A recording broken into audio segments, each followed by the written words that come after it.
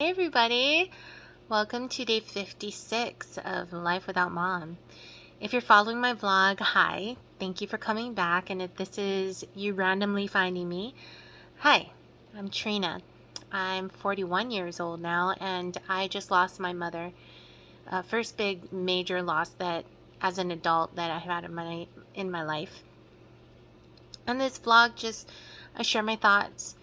It really is a personal online video journal. Nothing special to report, in terms of world events.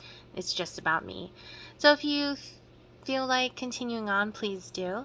And if not, thank you for finding me, and I hope you find what you're looking for. So let's go ahead and get started. So it's day 56 of Life Without Mom. And yes, I am still counting, but I wanted to share what happened a couple days ago, and I believe I did vlog about this. I definitely wrote about it. The link to my blog is on my YouTube channel page, so please check it out if you feel like reading. It's not light reading, it's kind of depressing, but I'm going through the motions of grief, and my journal focuses on that. But my husband Frank had walked me through the last day I had with Mom in the house, which was the 26th of December. And the reason why he had to do that recently is because I've been bringing up the same regret from that day, which is I didn't hug her before she left. I kind of stood back and let the paramedics take her out of the house. And prior to that, I actually put her in the harness and tried to roll her out to the car so I could take her in myself instead of an ambulance taking her, but there was no way to physically remove her from the Hoyer lift into the vehicle. It just wasn't possible. So I rolled her back into the house, gently put her back on the bed, covered her up, and we eventually called an ambulance. But the one regret I kept clinging to was not hugging her, and I brought that up several times since she passed away. It was a major regret for me. I mean, I was really holding on to that. So when Frank walked me through that last day with her, I realized that I didn't hug her because she was in pain. Christmas Day, that evening, she was complaining of her stomach hurting. She felt like her skin was on fire.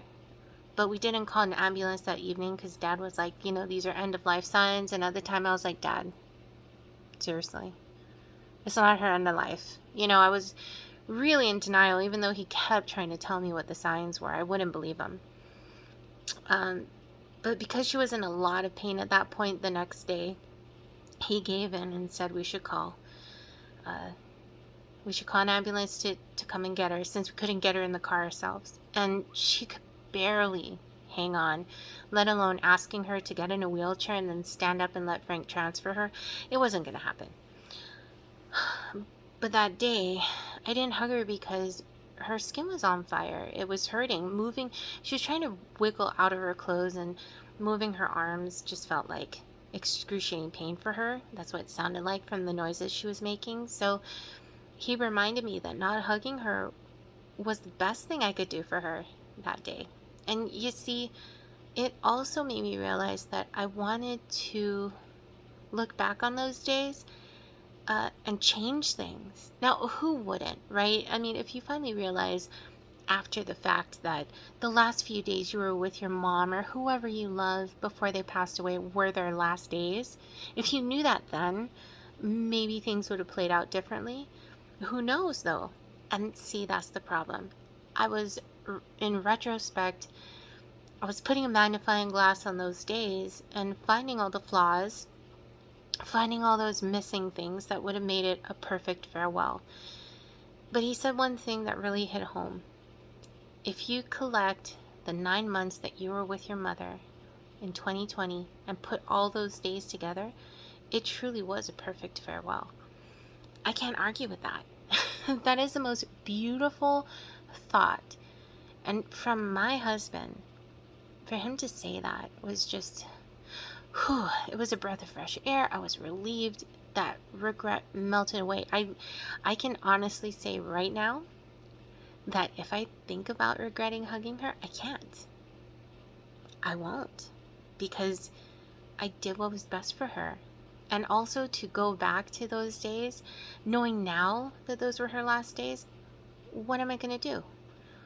If I constantly regret the things that I didn't do then, no matter how minute they may seem, just to make it perfect, it wouldn't be perfect for her. I'd be trying to make it perfect from my memory. You see what I'm saying here? The regrets were selfish. And so I haven't regretted anything since my crying spell that day. It's only been a few days since then, but I don't feel like I can regret anything. And he actually asked me. Frank looked at me and said, "Have you ever regretted anything in your life? Have you ever asked or wanted for anything in your life?" And I was like, I truly can't recall regretting anything. Now, I know that sounds stupid, and maybe it sounds conceited, but truly, even with all the crap that Frank and I have gone through in our teenage years when we first started dating, and trust me, there was a lot. There was a lot. All of the stuff that I did to him and vice versa, I don't regret it. I can't say that because I know for a fact, and this sounds crazy, but listen, hear me out. If I didn't experience any of those things, if I didn't do what I did back then, no matter how good or bad they were, would I still be the same person today? Would taking a 45-degree angle off my path by not doing the things that I did in my past, would it lead me to a different future? Would I be sitting here talking to you right now? Now, see, and here's the thing, you don't know that. So why, in retrospect, regret things that are unchanging? Everything in the past is cemented into the past. There's no way to change it, whether you want to or not. So to expend energy on regretting just seems counterproductive and selfish. And so here I am, finally able to look back on Mom's passing in the last days of her life and not regret anything. Because, like he said, everything I did the best that I could in that moment. And there's no changing that. And I had 9 months with her because of COVID. Now, I'm not saying COVID was a blessing, but to stay home and work from home and to give her the time that she needed with me, to be able to care for her multiple times a day because I was present all day, every day at home, was a gift that I can never thank my boss for enough, because he never had to do any of that for any of us during COVID. We could have been working with separations and partitions and face masks, but he chose to keep us at home for the safety of our family and of his employees. And I'll forever be grateful for that now, because I got time with Mom and to care for her more than I could have ever. So I can't regret any of that. Now, COVID was a tragedy, yes, but to regret time I spent with her because I was working from home, I can't do that. I'm so thankful for it.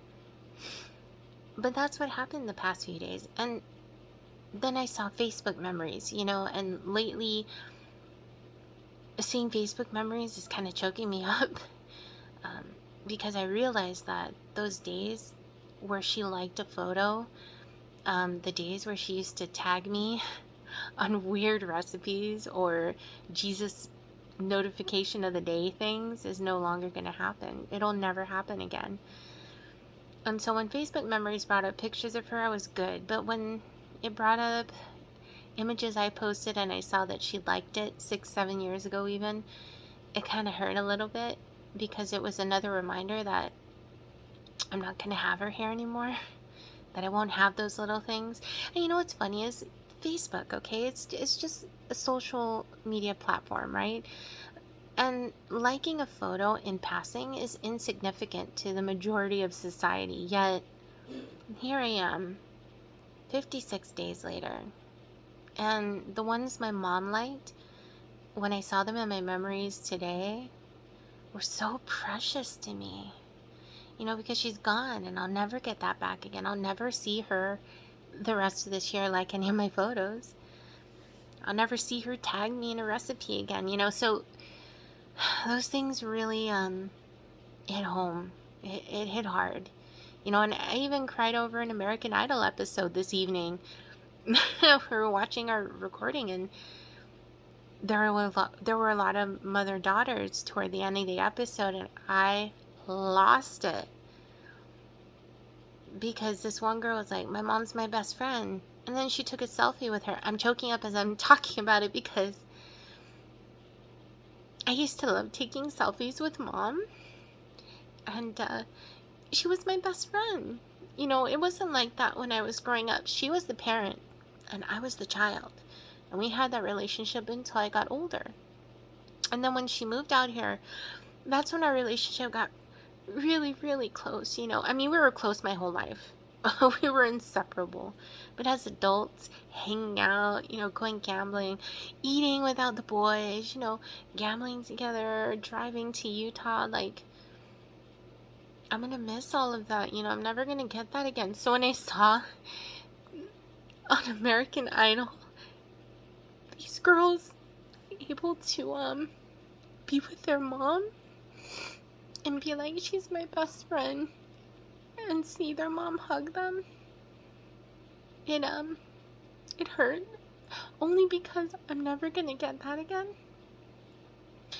And yeah, see, it still affects me because I love her so much and I miss her every day. And it's been less than 2 months. And I'm okay with the pain. I'm okay with crying like this because I know it hurts because she loved me so much and we had such a close relationship, you know. She was, like I said, she was my ride or die. So little triggers like that affect me still every day, and I think it'll affect me for the rest of my life. But what I'm thankful for is the ability to cry and then heal from it, you know, learn from it and be able to adjust to these new feelings and these new reactions to things that usually are just everyday occurrences, you know, normal. It's normal for a mother and daughter to be seen on the streets or on TV just together, you know. But for me, it hurts my heart because I miss that. I won't have that anymore. So you know, I'm learning to deal with that, to allow myself to be sad about it because that's okay. It's a part of this process. But you know, it'll get better in time. And see, I'm more able to cry it out and then control myself and be okay again, because in my head just now as I'm recording this, I'm reminding myself that, hey, you had those years with her. You had like 37 years, 35 years out of the 41 with her, you know. So I can't be too sad. I'm only sad because I don't get her you know, to be with me anymore. But I had so many more years of good times and hugs and smiles and stuff. So I'm learning to cope and survive the loss of her, and to try and not be too selfish when I think back or when I see people on the street, you know, mother and daughter, like hugging and being happy together, because I should be happy for those people. They're so fortunate to have one another, you know. But right now I'm like, initially I'm like, ugh, this hurts, I want that. But in time things will change and I will heal and I will be able to move on.